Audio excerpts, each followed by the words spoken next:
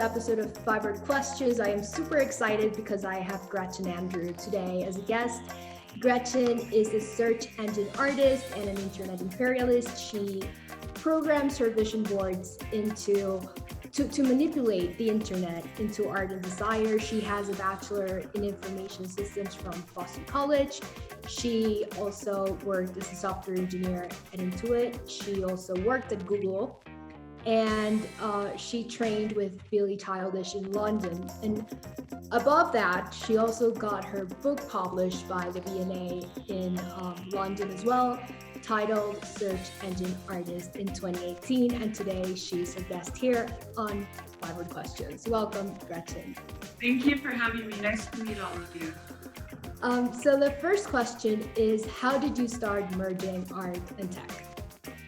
So for me, art and tech were always very sincerely part of my identity and the way that I grew up, but they kind of took different focuses at different times. Initially, like you said, I studied information systems and information theory at Boston College, and at that time in my life, I was very concerned with being a mature adult, getting a good job, like all of these very responsible things to do. And I got the degree in information systems, which I absolutely love. And then after having worked in human resource information systems at Google for a little bit, I was like, oh my God, like this is supposed to be the best job in the world and I hate it, which is a bit of an exaggeration, but it really wasn't for me for a lot of reasons.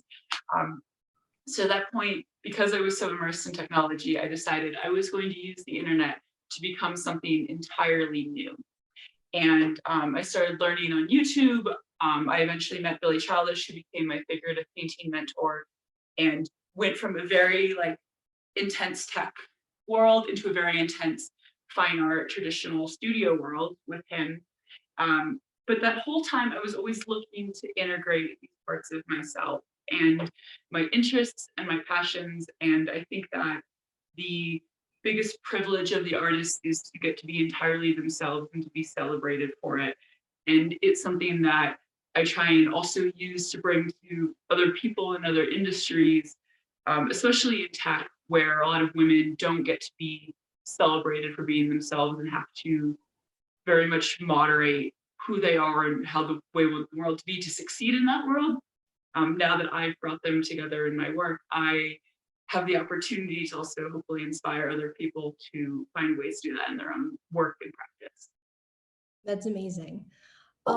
The second question is that, highly acclaimed individuals and transformative people such as Joe Dispenza and Shaman Durek, they always say that in order to manifest the future, you have to refer to it in past tense. And you've sort of done the same thing with tech and your vision boards. And so how is your creative process and how do you come up with the subject matters that you want to tackle?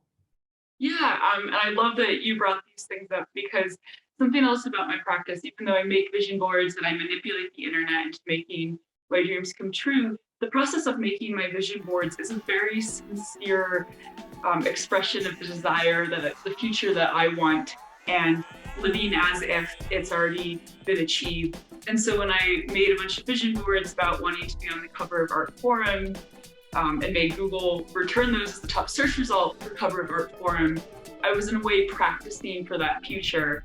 And one of my favorite things about my practice is that by pretending to be a powerful person in the art and the political world, I am increasingly, especially in the art world, actually becoming this person that I've been, dressing for the job that I want, not the job I have, living as if, thinking about what I have accomplished and what I want to accomplish within the same sentence. And that practice of manifestation and of visualization and living as if are a sincere part of me. And I've just taken that and put it into a world which is tech, which is artificial intelligence, which is politics, which isn't usually friendly to that sort of mode of future creation. Definitely. The third question is that you're a pioneer in both art and tech, and you, in previous interviews and through your work, you have always expressed some sort of critique, and you've also just mentioned that, about the sexist structure that exists in Silicon Valley and the tech world in general. What advice would you give a young woman starting in this path? Ooh, so to young women in the path, I mean, for tech, but this also applies to art, which is, as you probably know, only 2% of the contemporary art market goes to women right now. And obviously there's different structures that we have to navigate as women in this world. But generally power in this world is still very much in men's hands. And so whether in tech or in art, especially when starting out, but at all phases, to find people to be your allies, to find a group of women who work in your field and across fields and support each other in that way of identifying what's wrong and working to fix it together. A lot of my best friends are these very like high-powered banking women, and I love getting to hear about what they deal with at work. And I also very much believe in their expression of financial and worldly success as a feminist statement, especially in such a male-dominated industry as finance. Definitely. It's important to help one another and to have friends in your field. I feel like that's a key thing as well. The fourth question is that desire is a recurring theme in your work. And what is desire for you, and how do you involve it in your vision boards? So one of my favorite things about desire is that we as humans really understand the concept of desire, but technology can't understand desire. When I say I want, this one of these vision boards behind me is part of my project, where pretty soon when you Google map of the EU, the UK is going to be returned into the European Union, which is a desire of mine personally. Yeah. And the this personal desire is intermixed with, or this political desire, which is a personal desire, is also intermixed with other things that I want in my life, like growth and wine and hanging out by the pool. And this is sort of based on the idea of like being in Italy or in Bordeaux or somewhere with some friends and hanging out. But the desire that we have as humans is something that the internet can't get. It only understands relevance. It doesn't understand hope or fear or desire. And I love the poetics of that, because I think it makes us closer to our humanity, knowing that technology can't understand it. Desire to me is very embodied, it's very physical. It's often extremely uncomfortable, and in some ways desire is undesirable. But I think it leads us closer to who we are as people and who we are as individuals. And it's a strength that we should double down on in order to keep technology in correct relation to ourselves. Definitely.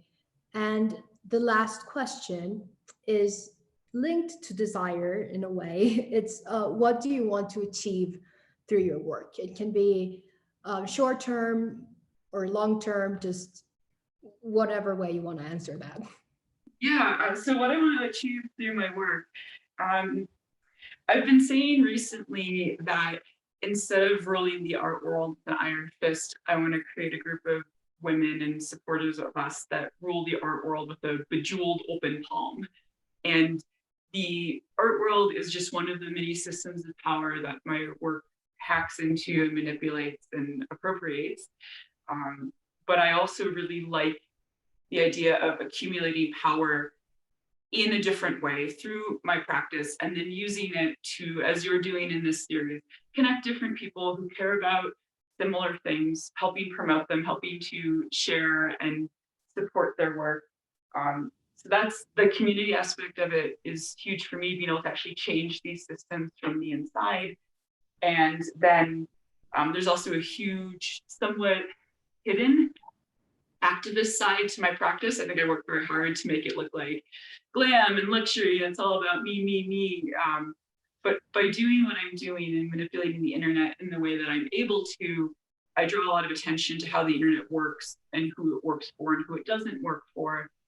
And because of that, I get to work with like the Mozilla Foundation and Wikipedia Foundation on internet literacy, ethical artificial intelligence, and some of these other areas of activism and research that are like sort of foundational motivations to my practice. Yes, because sometimes I believe that there's this idea that the internet has made like this democratization of the world, which not necessarily is true. But thank you so much. You can count me in on your group of females in the Empire.